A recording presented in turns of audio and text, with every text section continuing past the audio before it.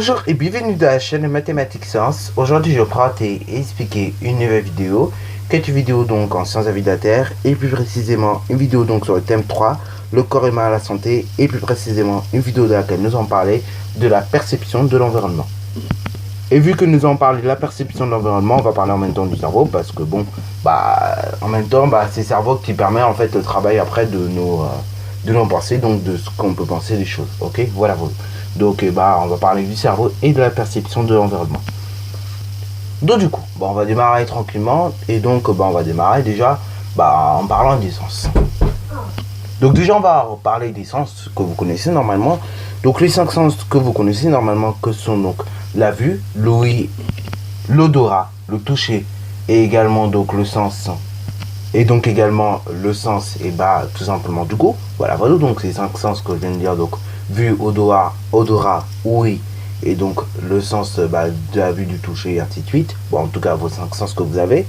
Et justement ces 5 sens peuvent être captés donc par un organe des sens adapté. Ok, donc par exemple la peau, la langue, l'œil, le nez et l'oreille. Donc la peau ça va être plutôt pour le sens du toucher. Voilà.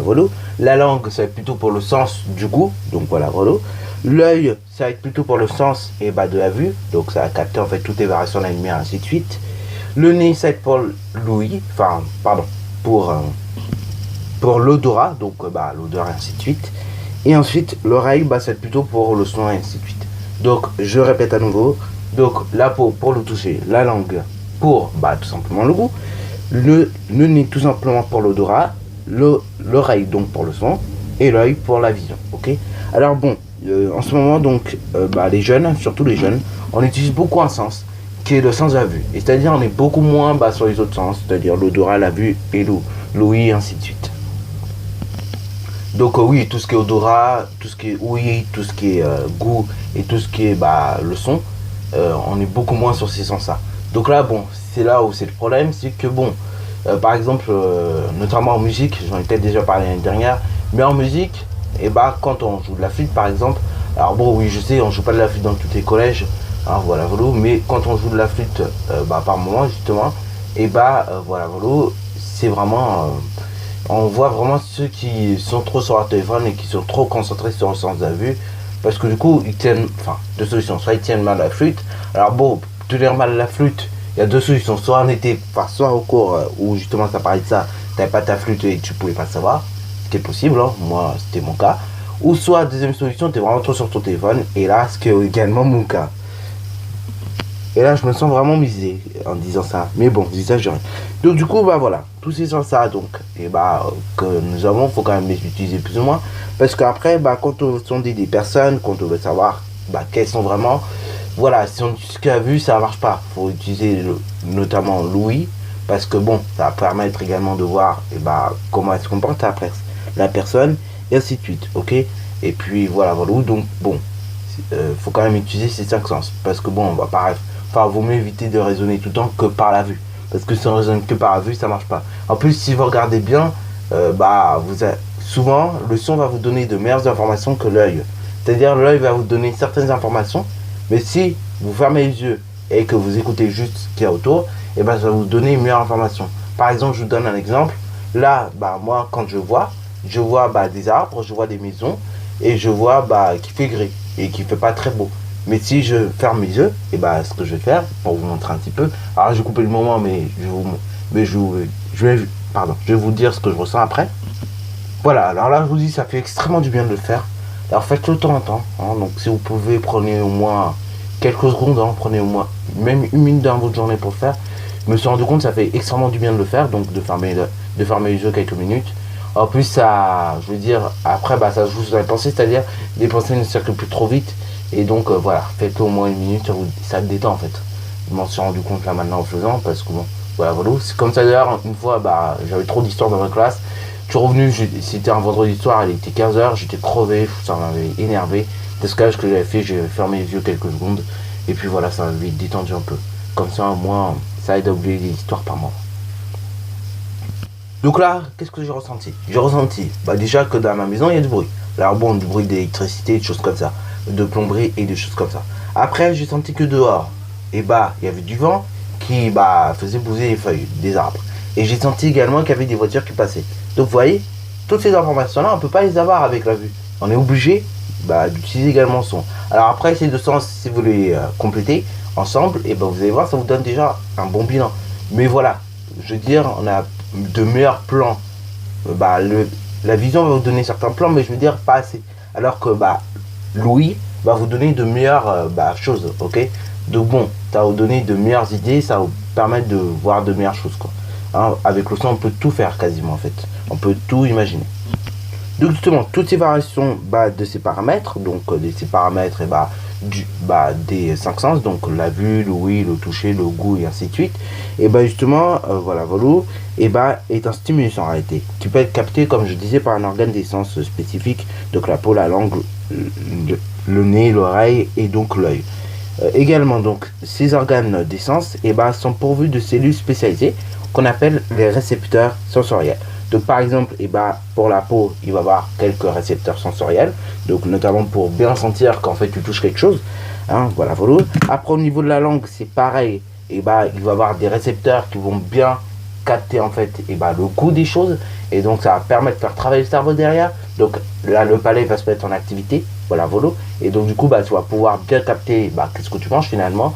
Parce que oui, pareil aussi, si on dit choses que tu manges, ou on dit ah mais c'est pas bon pour toi, bref, d'avant ça devient relou, et du coup tu peux pas découvrir le goût des aliments, tu peux pas dire ah c'est bon, c'est pas bon. Bon, même si j'avoue le c'est bon, c'est pas bon, en réalité tu vas plutôt le sentir déjà avant, donc quand tu vas sentir l'objet, ok.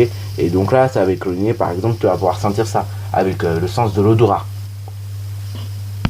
Et donc là pareil, le nez il a quelques récepteurs qui vont faire que tu vas ressentir les odeurs. Et la langue ça même, l'œil il a des récepteurs qui vont faire que quand la lumière de quelque chose va entrer dans ton œil, et ton cerveau fasse un travail et qu'après elle soit rejetée. Alors bon, en même temps c'est de la physique, mais en même temps c'est de la physique d'un point de vue de la lumière, mais en même temps il y a des petits circuits électriques qui se font, il y a des petits courants, on va dire, qui viennent encore, et donc il fait que après ça part dans le corps, quoi, et notamment dans le cerveau en fait. Et cette information, une fois communiquée au cerveau, c'est là où on peut déduire tout plein de choses. Bon, ainsi de suite. Donc, notamment au niveau des récepteurs sensoriels, leur activité donc est déclenchée par un stimulus spécifique et donc provoque la naissance d'un message nerveux sensitif, ok, qui va se propager ensuite vers le cerveau. Donc en gros, c'est ce que je vous expliquais tout à l'heure en version simplifiée. C'est-à-dire, en gros, par exemple, vous allez avoir une information visuelle. Cette information visuelle, elle va atterrir vers l'œil, ok, puisqu'on sait que la lumière se déplace. Ensuite, après, ça va remonter au cerveau. Enfin, il va y avoir une espèce de circuit électrique qui va faire que il y aura du courant qui va monter au cerveau. Et ensuite, cette information va être captée, elle va être comprise par le cerveau. Il va y avoir une espèce de travail là-dedans. Et ensuite, après, tout simplement, c'est là où ça va prendre une décision, ça va faire quelque chose. En tout cas, voilà. Ces messages, ils vont être bien compris par le cerveau et ça va faire quelque chose d'un organisme. En tout cas, dans ta tête, c'est sûr, il va y avoir quelque chose. Donc, voilà. Donc, c'était tout pour le cerveau et la perception de l'environnement. Donc, qu'est-ce qu'il faut en retenir de tout ça? Parce que c'est vrai, j'ai raconté beaucoup d'histoires, vous avez montré ça avec des exemples, mais il faut quand même en retenir quelques petites choses.